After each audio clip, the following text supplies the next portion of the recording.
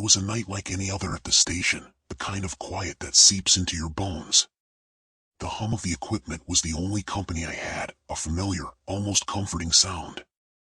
I was halfway through grading papers when the phone rang.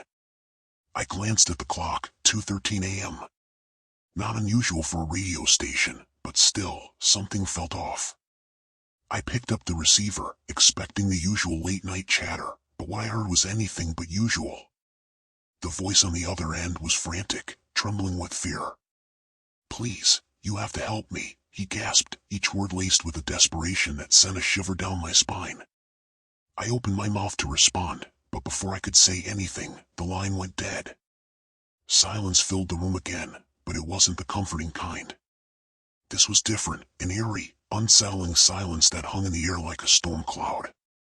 Something about that call felt wrong, like the first ripple in what would become a tidal wave.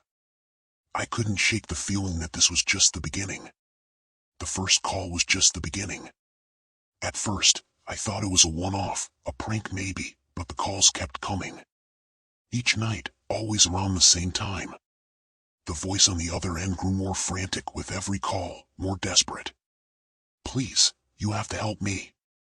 It's happening now," he'd shout, but before I could get a word in, the line would drop.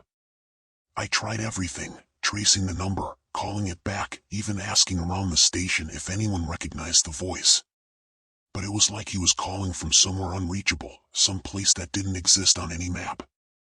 And then, the things he started saying, places I knew, events that hadn't happened yet. It was like he was describing things before they even occurred. I'd hear about them later, on the news or from a colleague, and the pit in my stomach would grow deeper. I'd never been one to believe in the supernatural, but this felt different. It wasn't just the calls that were haunting me, it was the sense that something was coming, something I couldn't stop.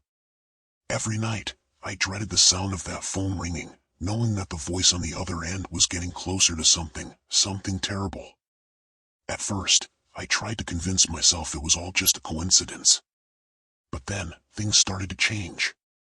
The events he described, crimes, accidents, tragedies, they began to unfold in real life, just as he had said. It was as if he was narrating the future, or worse, manipulating it. I'd hear him talk about a robbery at a local store, and the next day, it would happen exactly as he described. He'd mention a car accident on a particular street, and it would occur hours later, right down to the smallest details. I felt a rising panic each time I saw the news or heard about these events. It was as if I was living in some twisted, pre-scripted nightmare. I tried everything to stop the next tragedy. I contacted the police, alerted local authorities, even tried to warn people who were mentioned in the calls. But nothing worked. Every attempt to intervene seemed to make things worse, leaving me feeling more powerless and helpless. It was like I was trapped in a cruel game with no way to win, and each call was a new move in a horrifying strategy that I couldn't escape. I began to question my own sanity. Was I going mad, or was something far darker at play? I couldn't tell if I was meant to stop these events or if I was merely a spectator, doomed to watch as the horror unfolded. The calls had been relentless, each one driving me closer to the edge of sanity. But nothing prepared me for the final call. It started like the others, his voice, frantic and pleading, but then it took a horrifying turn. He began describing me. Not just my voice, but my life, my routines, my fears, even my deepest secrets. He knew where I was, what I was doing at that exact moment, and worst of all, he knew what was going to happen next. "I can see you," he said, and my heart pounded so hard I thought it might burst. "I know you're alone in the studio. I know what you're thinking, what you're afraid of. The next move is yours."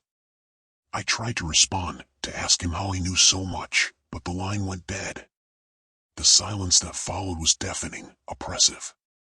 I could feel the weight of his words, his knowledge pressing down on me. It was like being watched by an unseen presence, one that had the power to control every aspect of my reality. I sat there, paralyzed, unable to move or speak. My mind raced, trying to make sense of what had just happened, but all I could focus on was the growing sense of dread that filled every inch of the room.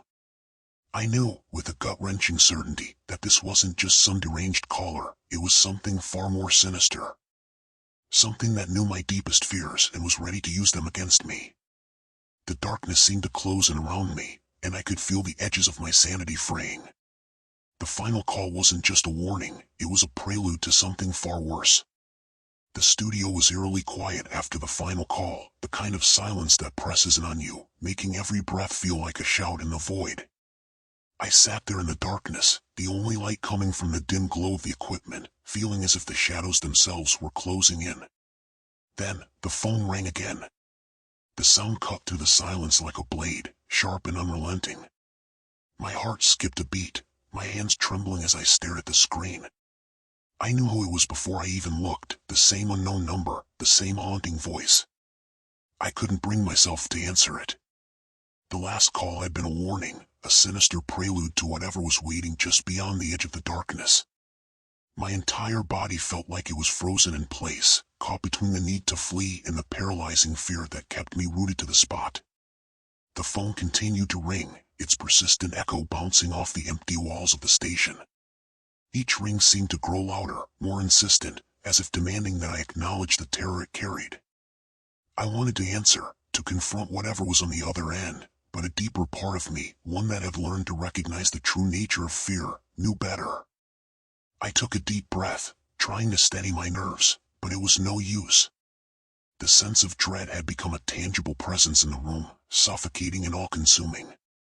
I knew, with a bone-deep certainty, that whatever was waiting for me on the other end of that line was not just a continuation of the nightmare, it was its culmination. As the phone's ringing grew fainter, my fear did not wane. It lingered, a constant shadow in the corners of my mind. I was left with the haunting knowledge that the nightmare was far from over. The terror was still out there, waiting in the dark, and this time, there might be no escape.